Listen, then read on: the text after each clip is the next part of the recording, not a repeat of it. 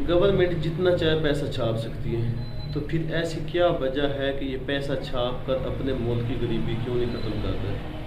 एक US dollar जो है वो तकरीबन 300 रुपये के बराबर है। ये कौन बैठ कर डिसाइड करता है?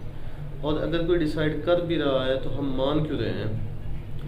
हिस्ट्री में ऐसा क्या हुआ था कि सारी की सारी कंट्रीज छोड़कर अपनी अपनी करेंसीज छोड़कर यूएस डॉलर को ग्लोबल करेंसी मानने के लिए राज़ी हो गई थी।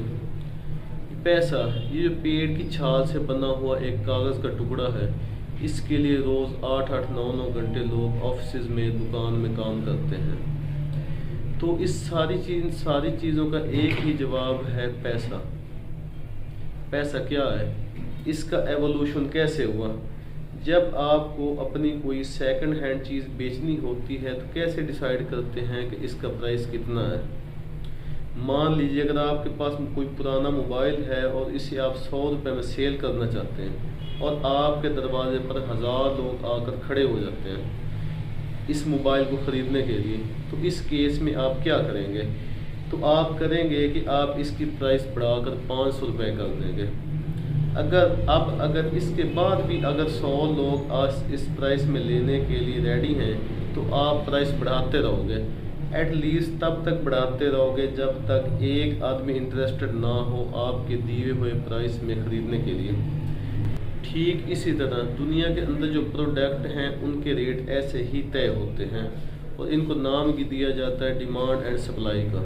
जब आप एक फ्रूट की दुकान पर जाते हो तो वहाँ पर आप देखते हो कि सेब का रेट ज़्यादा है और केले का रेट कम है, तो इसका हरगिज़ मतलब ये नहीं कि सेब का कलर बहुत अच्छा है। इसका मतलब ये है कि सेब की जितनी डिमांड है उतनी उसकी सप्लाई नहीं। आप मिसाल लें कि प्याज का रेट बढ़ गया है, तो इसका मतलब है कि इसकी सप्लाई बढ़ गई है और जो इसका रेट तय करने वाला है वो वही काम करता है जो हमने अपना सेकंड हैंड मोबाइल बेचने के लिए किया था। अब एक कंपनी ने 100 कार बनाई जिसका प्राइस रखी 10 लाख। अब जिसके पास पैसे हैं वो तो कार खरीद लेगा और जिसके पास पैसे नहीं हैं वो या तो बाइक से काम चलाएगा और या साइकिल से काम चलाएगा। और एक दिन अचानक ऐसा आता है कि हुकूमत ढेर सारे पैसे छाप देती है और लोगों में बांट देती है और मार्केट में ढेर सारा पैसा आ गया। तो अब सारे के सारे लोग जो हैं वो लाइन में खड़े होकर वो कार लेने के इंतज़ार में होंगे। बहुत सारे लोग आएंगे और फिर उससे भी ज़्यादा आएंगे और फिर जो कार बनाने वाला है वो वही चीज़ करेगा जो हमने अपना सेकंड हैंड मोबाइल बेचने के लिए करी थी और तब तक पैसे बढ़ाएगा जब तक 100 लोग कार खरीदने वाले ना रह जाएं। और एक दफ़ा जिम्बाब्वे ने भी ऐसा ही किया था।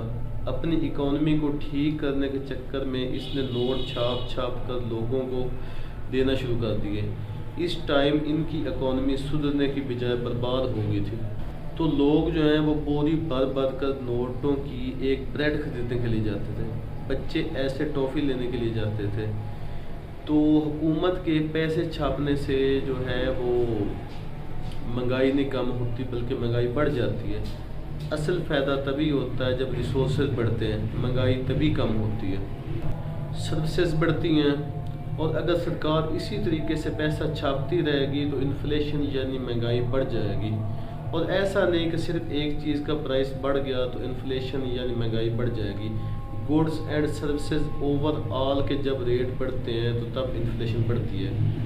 अगर आप इसको सही से देखो तो आपका जो रखा हुआ पैसा है वो कम हो जाता है। इन्फ्लेशन बढ़ने से 5% इन्फ्लेशन है तो इसका मतलब है कि अभी जो चीज़ आपको 100 रुपये में मिल रही है वो पहले आपको 95 रुपये में मिल रही होगी। अगर आप हिस्टोरिक डेटा उठा कर देखो तो आपको पता चलेगा कि कैसे जो है इन्फ्लेशन ने साल दर साल लोगों की जेबें खाली की हैं। और यही रीज़न है कि लोग अलग अलग जगह पर पैसा इन्वेस्ट करते हैं। अगर आप फाइनेंस उठा कर देखें तो इसमें डिमांड एंड सप्लाई पर आकर हर चीज़ रुक जाती है। लेकिन इससे भी इम्पोर्टेंट जो चीज़ है वो ये समझना है कि पैसा जो है वो है क्या। अब आगे आपको एक कंसेप्ट में जो सब चीज़ें हैं वो आपको समझ आ जाएगी कि पैसा है क्या।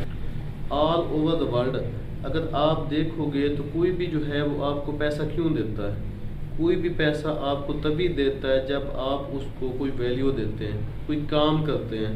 آفس میں بھی آپ کو سیلری تبھی ملتی ہے جب آپ ان کو کام کر کے دیتے ہیں، کوئی ویلیو دیتے ہیں۔ ایک دکاندار کوئی پیسہ تبھی ملتا ہے جب وہ آپ کو کوئی چیز دیتا ہے۔ ایک طرح سے منی ایکول ٹو ویلیو، اور اس کو ٹائم ٹو ٹائم الگ الگ طریقوں سے ریپرزینٹ کیا جاتا ہے۔ جیسا کہ پہلے کے وقتوں میں لوگ اناج اور گیہوں دے کر کام کرواتے تھے، دھیرے دھیرے لوگوں نے ان سب چیزوں میں انٹرسٹ دکھایا جو لمبے عرصے تک خراب نہ ہو اور ان کی ویلیو بھی ڈاؤن نہ ہو، جیسے کہ گولڈ۔ لیکن ایک ٹائم پہ گولڈ کو لے کر ٹریول کرنا، گولڈ میں ملاوٹ کا دھیان رکھنا، اس کی سیکورٹی مینٹین رکھنا کافی زیادہ مشکل تھا۔ پھر گورنمنٹ نے ایک آپشن دیا جہاں پہ آپ کو گولڈ کیری کرنے کی ضرورت نہیں، آپ گورنمنٹ کو جا کر گولڈ دو اور اس کی ساری سیکورٹی گورنمنٹ ٹیک کرے گی۔ اس کے بدلے میں آپ کو ایک ریسپٹ ملے گی جسے پرومسنگ نوٹ بھی کہتے ہیں، اور اس ریسپٹ کی بیسس پہ آپ ٹریڈ کر سکتے ہیں۔